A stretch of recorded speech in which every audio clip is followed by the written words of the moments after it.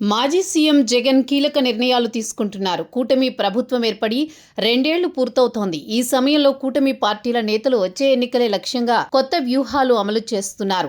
వైసీపీని టార్గెట్ గా చేసుకున్నారు. ఇదే సమయంలో మాజీ సీఎం జగన్ సైతం పార్టీ ముఖ్య నేతలతో వరుసగా సమావేశాలు నిర్వహిస్తున్నారు.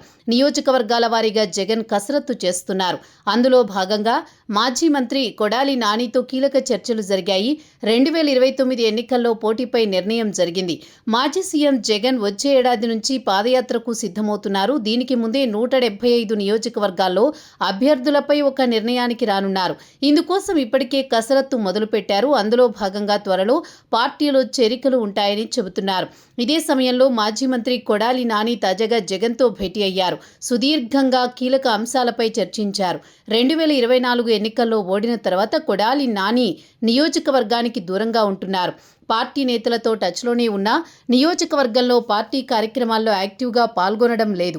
ఆరోగ్య కారణాలు సమస్యగా చూపుతున్నప్పటికీ ఈ కొడాలి నాని ఇప్పుడు తిరిగి నియోజకవర్గంలో రాజకీయ పరిణామాలకు అనుగుణంగా స్పందిస్తున్నారు. అందులో భాగంగా తాజాగా జగన్తో సమావేశంలోనూ కీలక నిర్ణయాలు తీసుకున్నారు.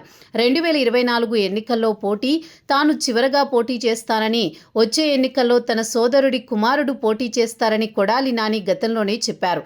అయితే 2024 ఎన్నికల్లో ఓడడంతో 2029లో పోటీపై కొంత డైలమాలో ఉన్నట్టు కనిపిస్తోంది.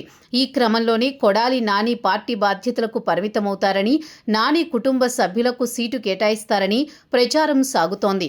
ఈ మేరకు జగన్ వద్ద తాజాగా కొడాలి నాని ఇదే అంశంపై చర్చ చేసినట్లు తెలుస్తోంది. కానీ జగన్ మాత్రం 2029 ఎన్నికల్లో కీలకమైనవి కావడంతో నాని పోటీ చేయాలని స్పష్టం చేసినట్టుగా పార్టీ నేతల సమాచారం. కూటమి ప్రభుత్వంపై వ్యతిరేకత ఎక్కువగా ఉందని, గుడివాడలో సైతం స్థానికంగా నానికి పరిస్థితులు అనుకూలంగా ఉంటాయని వివరించినట్లు తెలుస్తోంది. ఇక ఎక్కువ సమయం నియోజకవర్గానికి కేటాయించాలని, క్యాడర్తో మమేకం కావాలని నిర్దేశించారు. దీంతో వచ్చే ఎన్నికల్లో కొడాలి నాని తిరిగి ఎన్నికల బరిలో దిగుతారా, పార్టీ వ్యవహారాలకే పరిమితమై కుటుంబ సభ్యులకు అవకాశం ఇస్తారా అనేది స్పష్టత రావాల్సి ఉంది.